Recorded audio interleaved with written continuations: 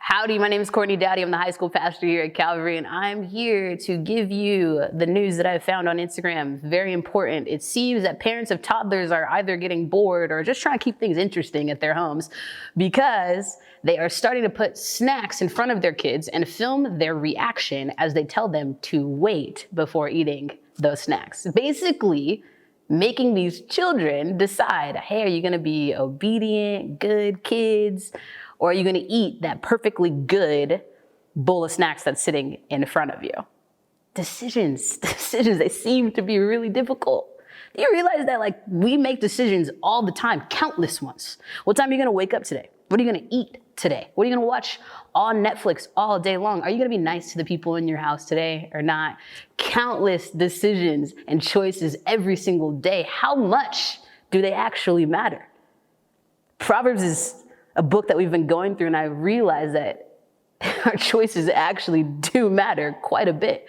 The whole book of Proverbs basically lays out life into two different options. You can either choose to live a life of folly, or you can choose to live a life of wisdom. Each of those choices have its own set of consequences.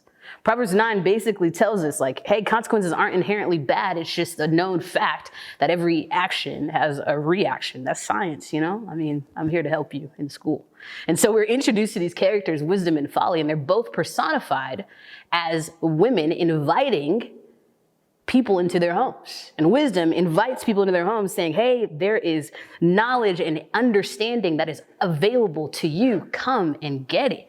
So Proverbs 9 verse 4 starts like this. Let all who are simple come to my house. To those who have no sense, she says, come eat my food and drink the wine I have mixed. Leave your simple ways and you will live. Walk in the way of insight. And she tells you why in verse 11. For through wisdom, your days will be many and years will be added to your life. If you're wise, your wisdom will reward you. The consequence of wisdom is a rewarding life. Wisdom, she's inviting whoever is willing to listen to come and hang out with her, not because it benefits her, but because it benefits the guests that come and spend time with her. Come, eat, choose to enjoy the good things of life. And as you leave behind simple ways, choose insight.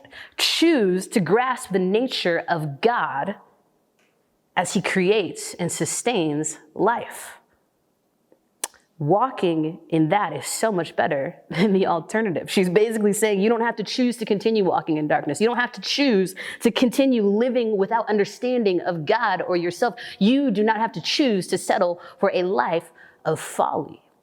And speaking of folly, I think we should be introduced to who she is and what life with her looks like. And if we keep reading in verse 13, it says this.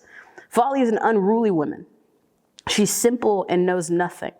She sits at the door of her house on a seat at the highest point of the city, calling out to those who pass by, who go straight on their way. Let all who are simple come to my house. To those who have no sense, she says, stolen water is sweet. Food eaten in secret is delicious. But little do they know the dead are there, that her guests are deep in the realm of dead. So it seems that the consequence of folly is death, which makes sense. If you choose to lack good sense, if you choose the opposite of wisdom, it makes sense for the reward that you get to be the opposite of life. Folly leads you in one direction and wisdom leads you in another. The choice is up to you. And someone once told me, hey, you make your choices and your choices make you. And that's not supposed to put this unnecessary amount of pressure on us where we start thinking, hey, if I make the wrong decision, my life is a lost cause. No, that's not what's happening here. What I think it is encouraging, though, is for us to be a people who are actually thoughtful about the decisions that we're making because we understand that they make a difference in our lives. Be thoughtful when you decide what time you're going to go to bed so that you have other time to do the other things that are important in your life. Spend time with your family, your friends, church. You still need Jesus. We're still here. You still need community. What would it look like for you to also prioritize that in your life? Be considerate and thoughtful when you start thinking about relationships you're going to be in and how you're going to be in those relationships. Don't settle for a life of hiding. Don't settle for a life of isolation. would you consider that substances actually aren't fixing the problems that are coming up right now?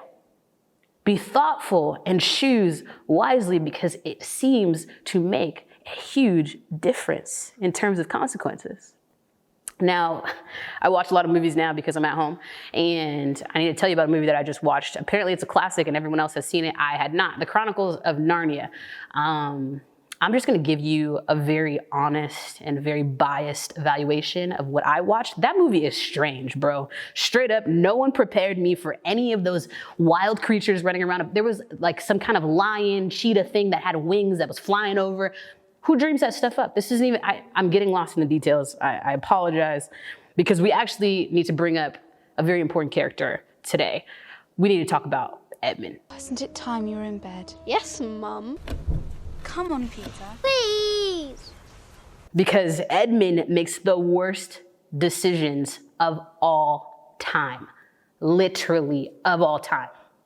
He chooses to leave the safety of his family to go and spill all the details about his family to some lady who is clearly not one of the good guys, putting his whole family and everyone he knows in danger, including himself. He ends up in prison, and I'm so glad you asked why he did it.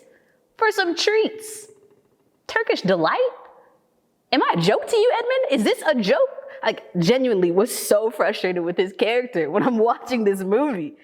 And then, the movie sort of gets good and you're introduced to this lion, right? And the lion shows up and he says, hey, I don't want to hear any of that. Like, don't ask Edmund about his past choices. Like, we're going to be focusing on what's coming in the future. If I'm not holding stuff against him, y'all shouldn't be either. And no one questions him because he's a lion, But the thing is, Edmund's choices apparently land him in the space of having some consequences that need to be paid for. And the lion makes this rather wild choice. The lion says, don't trip, I got it. No problem, I'm gonna go ahead and take his place. I'm gonna pay the consequence so that he doesn't have to. And once Edmund realizes the choice that's made for him, the way that he chooses to live his life is significantly different. I didn't go into this movie really knowing about all of the similarities of what's going on, but when I think about that movie and I think about Proverbs, I realize that we have access to the whole story. We should choose wisdom that leads to life because Christ already secured life for us. Christ made it possible for us to really live. Romans 5:8 says that while we were still sinners, Christ died for us.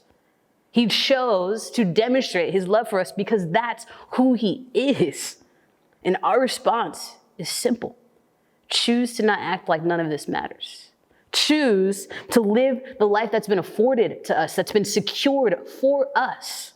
And so this week, family, I'm praying that we reject the life of folly that leads to death, knowing that we could choose the life of wisdom and life in Christ.